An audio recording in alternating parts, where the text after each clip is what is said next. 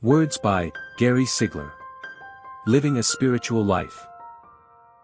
Living a spiritual life is not about works. It's about being a manifestation of God on this earth. I love what Stacy Wood shared with me a few years ago. He said, "You can go down to the ocean and take a cup and scoop out the water.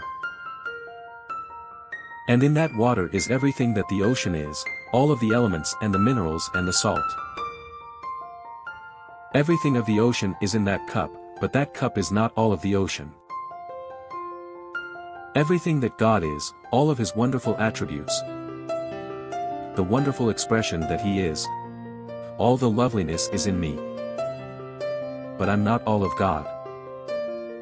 I love what Paul told the Ephesians. This is amplified translation, but he said, "The church is the fullness of Him who fills everything, everywhere with Himself." You see, that is the true expression of the church. And that is why I say the church age isn't over. The religious age is over. But the church is just beginning to stand up in all of her beauty and glory. A people being raised up in the consciousness of God. We have no condemning judgment. We refuses to look on one another according to the flesh. Today we understand that all men are spiritual beings. All men have been lowered into this flesh realm, and have lost their way, have lost their understanding of where they came from and who they are. So we hold out against no man. We have no wrongful judgment against any man. John 4 verse 13. "Whosoever drinks of this water shall thirst again, but whosoever drinks of the water that I shall give him shall never thirst." I used to read that and say, "Oh my God. I was always hungry and thirsty after God. I was never satisfied. I never found the reality that I was searching for." I would read scriptures like, "I am come that you might have life, and that you might have it more abundantly." And I'd ask, "God, where is it?" Because I thought the life abundant was in my performance, and because I wasn't performing as a good Christian, then I couldn't believe these things were so for me. I thought that for these things to be so I had to correct my outward condition.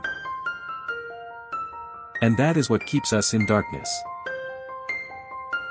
Out of our innermost being flows that living water. It's not on the outside of us.